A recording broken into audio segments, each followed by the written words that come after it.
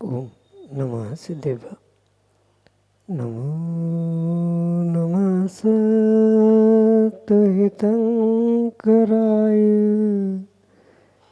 वीराय भव्याम्बुजभास्कराय अनंतलोकाय सुरार्चिताय देवादिदेवाय नमो जिनाय देवादिदेवाय नमो जिनाय। पंच परमिष्टि भगवानी की परम पूज्य आचार्य भगवंत गुरुवर विशुद्ध सागर जी मुनि महाराज जी की परम पूज्य मुनि श्री सुप्रभ सागर जी महाराज जी की 3 करोड़ मुनिराजों की समीचीन विकल्पों का सम्यक समाधान। सम्यक ज्ञान की वह एक ऐसी अनूठी विधा जिसके माध्यम से हम सभी अपने ही मन के अनेकानेक समीचीन विकल्पों का सम्यक रूप से समाधान आगम के परिप्रेक्ष्य में प्राप्त करते हैं। क्योंकि संसारी जीवों के मन में विकल्प उठना स्वाभाविक है और उन विकल्पों को वह समीचीनता के अभाव में उनका समाधान प्राप्त नहीं कर पाता। लेकिन जब पुण्य का उदय होता है तो हमारा विकल्प समीचीनता को प्राप्त होता है और किसी निर्ग्रंथ गुरु से उसका हमें सम्यक समाधान प्राप्त होता है। परम पूज्य आचार्य भगवंत गुरुवर विशुद्ध सागर जी महाराज के मंगल सुभाषित से परम पूज्य मुनि श्री सुप्रभ सागर जी महाराज ने आपको वह अनूठी विधा प्रदान की है जिसके माध्यम से आप अपने मन के विकल्प को परम पूज्य मुनिश्री तक प्रेषित करने का पुरुषार्थ करते हैं और मुनिश्री उसका आगम के परिप्रेक्ष्य में आपको सम्यक समाधान प्राप्त करते हैं, जो सम्यक समाधान निश्चित ही आपके अंतरंग में एक अनूठी सुख शांति की अनुभूति कराने वाला होता है। ऐसे आत्मकल्याण की अनूठी विधा आप भी जुड़ने का प्रयास करें और अपना समीचीन विकल्प भेजकर परम पूज्य मुनिश्री से उसका आगम के परिप्रेक्ष्य में सम्यक समाधान प्राप्त करें। प्रारंभ करते हैं आज का सम्यक समाधान और आज के पहले विकल्प के लिए चौरई छिंदवाड़ा मध्य प्रदेश से अरविंद गंगवाल महाराज श्री के श्री चरणों में बारंबार नमोस्तु करते हुए अपना समीचीन प्रश्न रख रहे हैं कि महाराज जी जब अभिषेक के लिए भगवान जी की प्रतिमा को पांडुक शिला पर विराजमान करते हैं तो साथ में श्री यंत्र जी भी विराजमान करते हैं, तो क्या हम श्री यंत्र जी को नीचे लेटाकर उसके ऊपर प्रतिमा को विराजमान कर सकते हैं? हमारे समीचीन विकल्प का सम्यक समाधान करने की अनुकंपा करें। नमोस्तु महाराज जी, नमोस्तु। ओम नमः सिद्धम। परम पूज्य आचार्य भगवान गुरुवर विशुद्ध सागर जी महाराज जी की, परम पूज्य मुनि श्री सुप्रभ सागर जी महाराज जी की, श्री जिनेंद्र भगवान के अभिषेक के समय जो अनेक प्रकार के श्री यंत्रों का प्रयोग अभिषेक आदि के लिए किया जाता है, वहाँ उनका सम्मानपूर्वक प्रयोग करना मतलब उनको सम्मानपूर्वक उच्चासन देते हुए उनका अभिषेक करना परम आवश्यक, क्योंकि यंत्र को आचार्य भगवंतों ने एक प्रकार के जिनवाणी का ही स्वरूप स्वीकार किया है, चाहे अंकों के माध्यम से चाहे बीजाक्षरों के माध्यम से जो वहाँ मंत्र या मुख्य अभिप्रेत कार्य सिद्ध करने का प्रयास किया जाता है, वहीं पर उस यंत्रों को मात्र एक कागज या धातु आतु पर बनी हुई आकृति नहीं अपितु जिनवाणी का ही स्वरूप स्वीकार किया जाता है। जैसे जिनेंद्र भगवान को पांडुक शिला या थाली में भगवान के अभिषेक के लिए विराजमान किया जाता है, प्रतिमा को विराजमान किया जाता है, उसके पूर्व में जो श्रीकार लेपन किया जाता है यानी श्री बनाया जाता है। तीर्थंकर भगवान चूँकि अंतरंग बहिरंग लक्ष्मी श्री से युक्त होते हैं, इसलिए मात्र तीर्थंकर परमेष्ठी को, अरिहंत परमेष्ठी को श्री पर विराजमान किया जाता है। इसी परिप्रेक्ष्य में जो यंत्र आदि है, यंत्रों पर भी बीजाक्षर लिखे हैं, तो अगर यंत्र नीचे विराजमान करके उस पर भी श्री जी को रखा जा रहा है तो कोई भी दोष आगम के परिप्रेक्ष्य में नहीं है।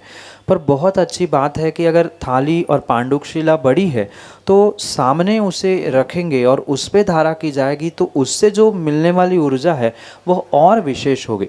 मैं पुनः इस बात को दोहराना चाहता हूँ कि यंत्र रख के उसके ऊपर श्री जी या श्री जी के नीचे भी यंत्र रखे हैं तो उसमें कोई दोष नहीं है, क्योंकि तीर्थंकर भगवान हैं, अरिहंत भगवान हैं, वे श्री से युक्त है। मंत्रों के ऊपर उनको विराजमान करना, यंत्रों के ऊपर विराजमान करना, इसमें दोष नहीं है। पर सामने रखकर, मतलब जहाँ पीठ होती है भगवान का, नीचे का बैठने की बैठक होती है, उस पर उसे टिकाकर आगे रखा जा रहा है या साइड में कहीं रखा जा रहा है, पीछे रखा जा रहा है।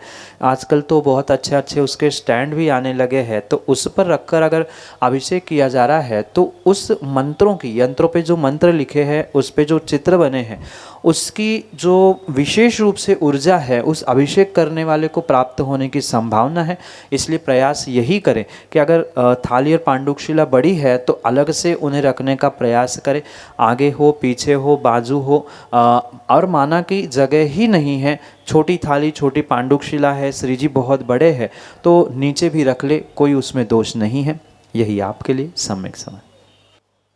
लकी जैन, गुना, मध्य प्रदेश से महाराज श्री के चरणों में बारंबार नमोस्तु निवेदित करते हुए अपना प्रश्न रख रहे हैं कि महाराज जी, मैं चतुर्थ निकाय के देवों के बारे में विस्तृत रूप से जानना चाहता हूँ। कई बार मैंने सम्यक समाधान में भी देवों से संबंधित प्रश्न आपके समक्ष प्रस्तुत किया है, जिसका सम्यक रूप से समाधान आपने प्रदान भी किया, लेकिन मैं उन देवों के, विशेषकर व्यंतर देवों के बारे में जानना चाहता हूँ। तो मेरा प्रश्न है कि तत्वार्थ सूत्र के अलावा और कौन कौन से ग्रंथों में इन देवों का वर्णन मिलता है, मैं उसका स्वाध्याय करना चाहता हूँ। कृपया सम्यक समाधान के माध्यम से बतलाने की अनुकंपा करें। नमोस्तु महाराज जी, नमोस्तु। देवाहश चतुर्निकाय, इस सूत्र के माध्यम से जो तत्वार सूत्रकार आचार्य भगवान उमा स्वामी महाराज ने 4 प्रकार के देवों का व्याख्यान किया है, ये तो बहुत ही संक्षेप रूप से तत्वार्थ सूत्र ग्रंथ के माध्यम से प्राप्त होता है। तत्वार्थ सूत्र ग्रंथ के जितने भी टीका ग्रंथ है, मतलब सर्वार्थ सिद्धि है, भट्ट अकलंग स्वामी के जो न्याय, उसके ऊपर टीका ग्रंथ है, उन टीका ग्रंथों के माध्यम से भी आप इसका और थोड़ा सा विस्तार से ज्ञान प्राप्त कर सकते हैं। क्योंकि तत्वार्थ सूत्र पे मात्र सर्वार्थ सिद्धि ही नहीं, अपितु और भी बहुत सारे टीका ग्रंथ है, तो उनके माध्यम से भी उस पर प्रकाश डाला जा सकता है। पर ये बहुत ही संक्षेप से ही व्याख्यान वहाँ आपको प्राप्त हो सकता है। इसके अलावा ऐसे अनेकानेक ग्रंथ है जहाँ 3 लोक का वर्णन प्राप्त होता है, जैसे त्रिलोक सार है, तिलोय पण्णति है। इन ग्रंथों में भी इन देवों की विशेषताओं के साथ व्याख्यान प्राप्त होता है। तिलोय पण्णति जैसे ग्रंथों में तो प्रत्येक तीर्थंकर भगवंतों की यक्ष यक्षिणियाँ, उनका स्वरूप आदि आदि बहुत विस्तार से प्राप्त होता है, उनके सिद्धि आदि के मंत्र भी प्राप्त होते। अन्य भी बहुत सारे ऐसे ग्रंथ है, सिद्धांत सार दीपक है, त्रिलोक सार है, जिन ग्रंथों में चारों गतियों का वर्णन आपको प्राप्त होगा। उन चारों गतियों के वर्णन में, देवों के वर्णन में, इन व्यंतर आदि जाति के देवों का विशेष रूप से वर्णन प्राप्त हो सकता है। पर मैं ये पुनः बात कहना चाहता हूँ कि जिनको इनका विशेष करके ज्ञान है, मतलब आज भी ऐसे कई सारे विद्वान हैं, ज्ञानी हैं, जिनको इन व्यंतरों के बारे में बहुत अच्छा ज्ञान है, मतलब उनको कैसे पकड़ा जाता है, व्यंतर किस प्रकार का है, या उसको, जैसे आपको व्यंतरों के प्रति बहुत इंटरेस्ट है, उनसे साक्षात्कार करने की भावना है, तो जो वर्तमान में ऐसे विद्वान हैं, उन विद्वानों के माध्यम से अगर उसको आप समझने का प्रयास करोगे तो इसमें आप और विशेषताएं प्राप्त कर सकते हो, क्योंकि ग्रंथों में लिखा हुआ सामान्य रूप से होता है, पर इनको जिन्होंने सीखा है, समझा है, वह विशेष रूप से आपको इस विषय में मार्गदर्शन कर सकते। क्योंकि जो गुरु परंपरा से प्राप्त होता है, उस गुरु परंपरा से प्राप्त ज्ञान विशेषता को देने वाला हो सकता है। इसलिए व्यक्तिगत रूप से ऐसे वास्तविकता में जो ज्ञानी हैं, क्योंकि आजकल घुल्लों जैसे उचकने वाले बहुत सारे हैं, पर गिने चुने आज भी ऐसे उच्च कोटि के विद्वान हैं जो बुजुर्ग हैं, उम्र में बहुत बड़े हैं। उनके पास पहुंचकर इस विषय का आप ज्ञान प्राप्त कर सकते हैं। गुना बुंदेलखंड से बहुत दूर नहीं है, आप वहीं पहुंचकर इसका ज्ञान करते हुए ऐसे व्यक्तियों से और विस्तार से इनका अनुभव कैसे किया जाता है आदि सब बातों को समझने का भी प्रयास कर सकते। बाकी ग्रंथों के नाम हमने कही दिए हैं, और भी ग्रंथों में जहाँ जहाँ चारों गतियों का वर्णन मिलेगा, वहाँ देव गति में इन व्यंतर जाति के देवों का, भवनवासी आदि देवों का भी वर्णन आपको प्राप्त हो सकता है। यही आपके लिए सम्यक समाधान। राजगीर बिहार से अनूप जैन महाराज जी के चरणों में नमोस्तु निवेदित करते हुए कह रहे हैं कि महाराज जी, मैं अपना नया घर बना रहा हूँ, तो उस घर में सुख शांति कैसे हो, उसके लिए हमें क्या करना चाहिए? हमारे समीचीन विकल्प का सम्यक समाधान करते हुए हमारा मार्गदर्शन करने की कृपा करें। नमोस्तु महाराज जी, नमोस्तु। नए घर में प्रवेश करने से पूर्व अगर थोड़ी सी सावधानी आप शुद्धि के निमित्त से ध्यान रखेंगे, तो उन घरों में, मकानों में आप लंबे समय तक सुख शांति से निवास कर सकते। जैसे कुछ अंशों में वास्तु विज्ञान कार्यकारी होता है, ये ध्यान रखना कि वास्तुशास्त्र या वास्तु सब कुछ नहीं है। कुछ तो होता है, अपना पुण्य पाप कर्मोदय सब कुछ होने पर भी अगर कुछ अंशों में इसका विचार किया जा रहा है, मतलब गेट किस तरफ होना चाहिए, या जो बहुत सारे बड़े महादोष कहे जाते हैं, उन दोषों को त्याज्य करते हुए या उन दोषों के उपायों को प्राप्त करते हुए अगर घर मकान बनाया है, तो वह लंबे समय के लिए आप लोगों के लिए सुख शांति देने के लिए निमित्त हो सकता है। साथ में प्रवेश करते समय भी कौन से समय पर प्रवेश करना, उसके लिए भी किसी विद्वान का, किसी ज्ञानी पुरुष का मार्गदर्शन प्राप्त करें कि प्रवेश करते समय मुहूर्त क्या होना चाहिए, किस प्रकार से प्रवेश होना चाहिए। साथ में ये काल शुद्धि, द्रव्य शुद्धि, क्षेत्र शुद्धि के साथ साथ आपके भावों की शुद्धि क्या करती है, क्या कहती है, ये भी वहाँ मायने रखता है।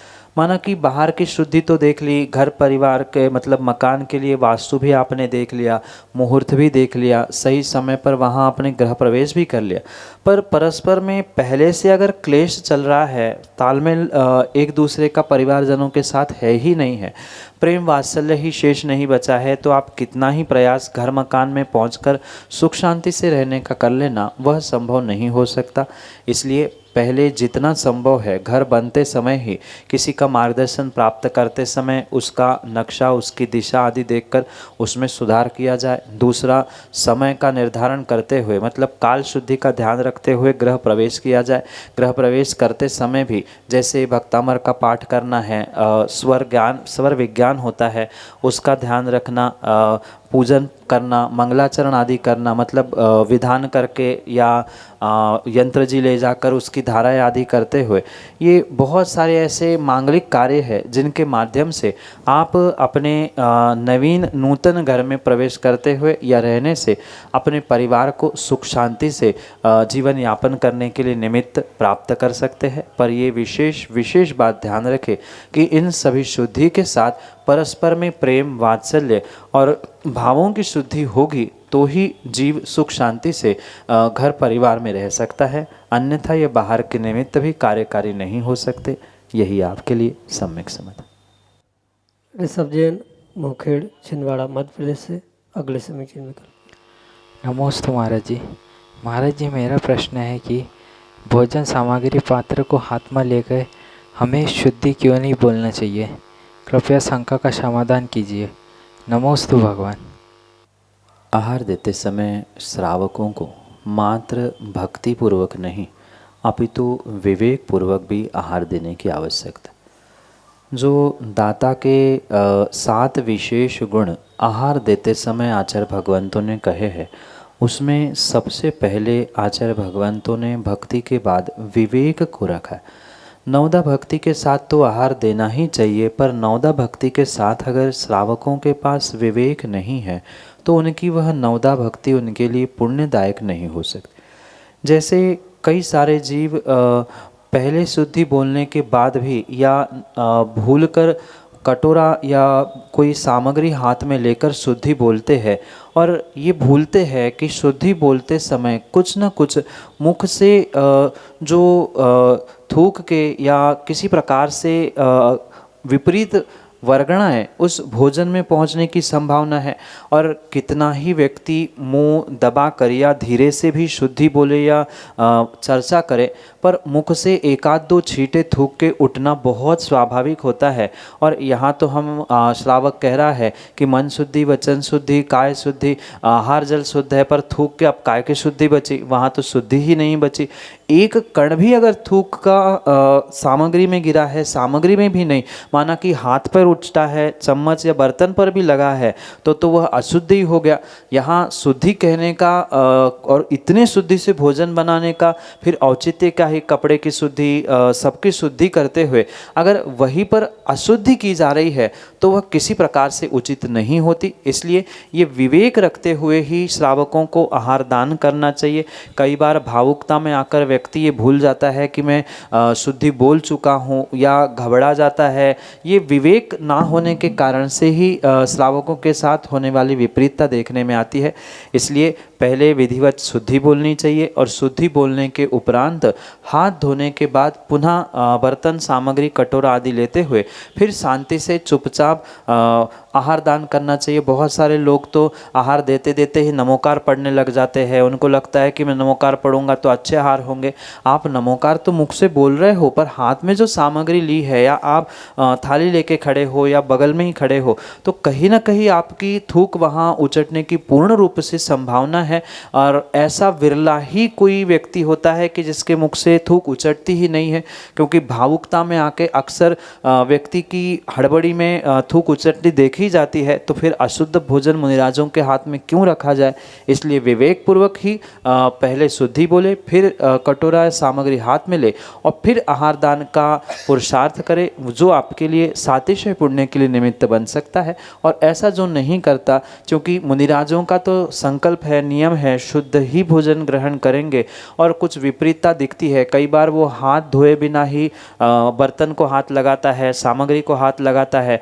वही वस्तु, मतलब जो सामग्री हाथ से चलानी है, वह साड़ी, कपड़े, वस्त्र, बाल आदि संवारते हैं, कभी पसीना भी पहुंचता है और बिना हाथ धोए ही सामग्री चलाने के लिए पहुंचता है। तो ये भी द्रव्य सामग्री को अशुद्ध करने के लिए निमित्त हो सकते।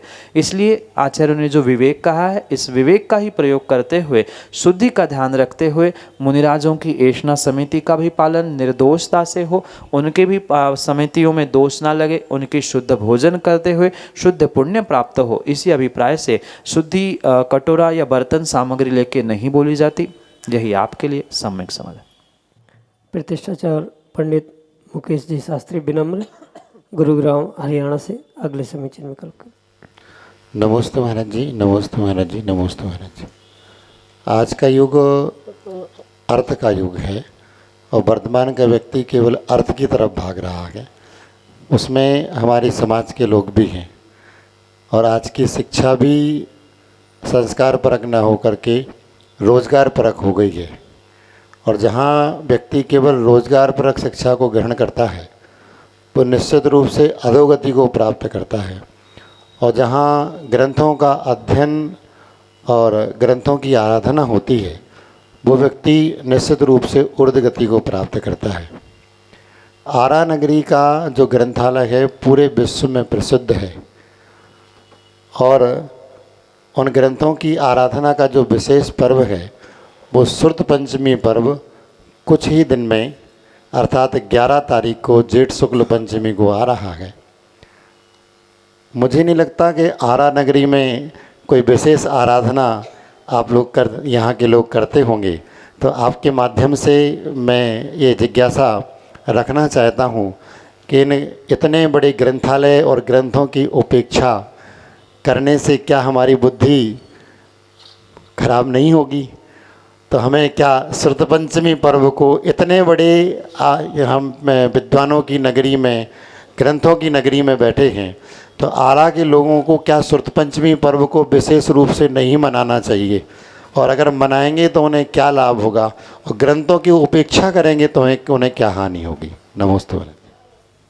देव शास्त्र गुरु रतन शुभ, दीन रतन करतार। इन पंक्तियों को हर श्रावक देवशास्त्र गुरु की पूजन करते हुए पढ़ता तो है, पर शायद विरला ही पुण्यात्मा जानता है कि जितनी कीमत प्रभु और गुरु की है उससे कई अधिक कीमत जिनवाणी की भी है। ये विरला ही पुण्यात्मा ज्ञानी जीव जान सकते। जिसने जीवन भर अथह मेहनत करते हुए जिनवाणी का ज्ञान प्राप्त किया है, वो ही जानता है कि जिनवाणी की सेवा करने से क्या फल मिलता है या जिनवाणी की उपेक्षा करने से क्या हानि होती है। वो ही जीव जान सकता है जिसने जीवन भर कुछ मेहनत करते हुए ज्ञान प्राप्त किया। जैसे मात्र आरा ही नगर में नहीं, अपितु ऐसे बहुत सारे म्यूजियम और बहुत सारे स्थान हमने पंडित जी देखे हैं जहाँ बहुत प्राचीनतम, मतलब सैकड़ों नहीं हजारों वर्ष पूर्व के हस्तलिखित ग्रंथ आज भी मौजूद है। पर जहाँ जहाँ ये मौजूद है वहाँ वहाँ उन क्षेत्रों की, उन ग्रंथों की उपेक्षा ही देखने में आ रही। जिनको जिनवाणी की ही कीमत नहीं है कि इन प्राचीन ग्रंथों से हमें मिला क्या है, उनको उनकी सेवा, उनकी वैयावृत्ति, उनकी व्यवस्था, इसके प्रति किसी भी प्रकार से कोई इंटरेस्ट हो ही नहीं सकता।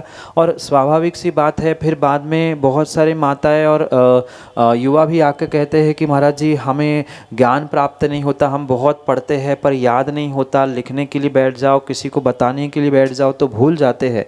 ये कहीं न कहीं जिनवाणी माँ का, जिन श्रुत का, द्रव्य श्रुत का जो अवमान किया गया है, उसकी जो अवहेलना हो रही है, मात्र यही कारण है जिस कारण से ज्ञानावरणी के तीव्र उदय के कारण से जीव उसकी विशेषता को, मतलब उसके क्षयोक्षम को पूर्ण रूप से प्राप्त नहीं कर पा रहा। ये किसी एक स्थान पर नहीं, अपितु मैं तो पूरे भारतवर्ष के लिए ये उपदेश देना चाहता हूँ, मार्गदर्शन करना चाहता हूँ कि श्रुत पंचमी एक ऐसा महान पर्व है जहाँ हमारे पूर्वाचार्यों ने, हमारे दिगंबर गुरुओं ने इस जिनवाणी की सेवा और शुश्रूषा के लिए, सुरक्षा के लिए हजारों किलोमीटर का विहार करते हुए उस श्रुत को सुरक्षित करने का प्रयास किया है। इसलिए कम से कम उतना पुरुषार्थ निर्ग्रंथ आचार्यों जैसा, उनके जैसा समर्पण भले ही हम नहीं कर पा रहे हैं, पर कुछ अंशों में हम वर्तमान में पूरे साल भर नहीं सही, श्रुत पंचमी के पहले से ही उन श्रुत की, मतलब जो ग्रंथ है, जिनवाणी है, उनकी सुरक्षा करना, उनके जो वेस्टर्न खराब हो चुके हैं, मंदिरों में बहुत सारी जिनवाणी सड़ रही है तो उनकी भी सुरक्षा करना आदि बहुत सारे उपक्रम कर सकते हैं। क्योंकि बहुत सारे स्थानों पर एक दिन की पूजा तो करते ही है, मतलब सरस्वती माँ की पूजा कर लेते हैं, एक दिन के लिए वेस्टर्न चढ़ा लेते हैं, पर सैकड़ों हजारों की तादाद में जिनवाणी है और 2-4 लोग वेस्टर्न मात्र चढ़ाते हैं, जबकि पैसे धन से सब कुछ संपन्न होने के बाद भी मात्र छोटी सोच या ऐसा कह दो कि उसके प्रति विचार ही नहीं जाने के कारण से या किसी का मार्गदर्शन सही मायने में ना मिलने के कारण से आज बहुत सारे ग्रंथ भंडार उपेक्षित होते हुए देखने में आ रहे हैं। और कुछ अंशों में साथ में ये भी समझना होगा जो वहाँ की व्यवस्थापक टीम है उनको भी कुछ इस प्रकार से आयोजन करने की आवश्यकता है जिससे समाज उन आयोजनों से जुड़े, उन संस्थाओं से जुड़े, तभी कुछ काम हो सकता है। क्योंकि जिनवाणी हमारे लिए माँ के भांति है और वह माँ की सुरक्षा करना प्रत्येक जिन शासन के सदस्य का कार्य होना चाहिए। जैसे घर परिवार में हर बेटा, हर संतान अपनी माँ की सुरक्षा के बारे में सोचता है, ऐसे जिन शासन का प्रत्येक युवा, बालक, प्रौढ़, माँ, बहन सब अगर इसके बारे में सोचे, विचार करे तो वास्तव में ये हजारों वर्ष प्राचीन जो जैन धर्म के साहित्य की धरोहर है वह सुरक्षा सुरक्षित हो सकती है। पर पंडित जी, आज वास्तव में ये दिल फूट फूट के रोता है जब हमारे जैन शासन की धरोहर पर कुठाराघात अपने ही लोग करने के लिए तैयार हो जाते हैं, क्योंकि जिन शासन मात्र साहित्य और पुरातत्व से ही टिका है, आज पुरातत्व भी खुलेआम टूटते हुए दिख रहा है और ये जो साहित्य भी है वो भी खुलेआम लुटते हुए दिख रहा है। तो ये मात्र हम जैसे आप जैसे श्रावकों की ही कमी है। आप तो नगरों नगरों में पहुंचते हैं, आपको भी इस विषय में मार्गदर्शन और प्रेरणा देने की आवश्यकता है। मंदिरों में जो जीर्ण शीर्ण जिनवाणी हो रही है, घरों में भी जो जीर्ण शीर्ण जिनवाणी होते हुए विपरीतता को प्राप्त हो रहे हैं जीव, उससे बचने के लिए एकजुट होते हुए इनकी संस्था उनकी संस्था ये ना सोचते हुए ये मेरा जिन शासन है, मेरे जिन शासन के मेरे निर्ग्रंथ गुरुओं से प्राप्त ये ग्रंथ है, इस बारे में सोचते हुए कुछ पुरुषार्थ व्यक्तिगत करना होगा। क्योंकि पैसे देकर करने वाले तो बहुत सारे होते हैं, पैसे दे दिए और पर वो सही जगह पे लग रहे हैं कि नहीं लग रहे हैं, उसका उपयोग क्या हो रहा है, ये सामने बैठकर सामने स्वयं के हाथों से किया जाए। जैसे हर संतान अपनी माँ की सुरक्षा उसकी सेवा अपने हाथों से करने का प्रयास करता है, ये जिनवाणी माँ है, उसकी भी सेवा वैयावृत्ति और शुश्रूषा हर एक श्रावक श्राविका को अपना आद्य कर्तव्य मानकर करने की आवश्यकता है। और उसी कारण से ये शुद्ध पंचमी आदि पर्व मनाना सार्थक हो सकता है, क्योंकि जुलूस निकालना, प्रतियोगिता करना, पूजन करना ये तो सर्वत्र ही देखने में आता है, पर इतने मात्र से काम नहीं होगा। कुछ अंशों में हमें भीतर से जागरूक होते हुए उनकी सुरक्षा किस प्रकार से हम कर सकते हैं, उसकी वैयावृत्ति किस प्रकार से कर सकते हैं, ये विषय सोचकर उसमें प्रयास और पुरुषार्थ करने की आवश्यकता है। यही आपके लिए सम्यक समाधान।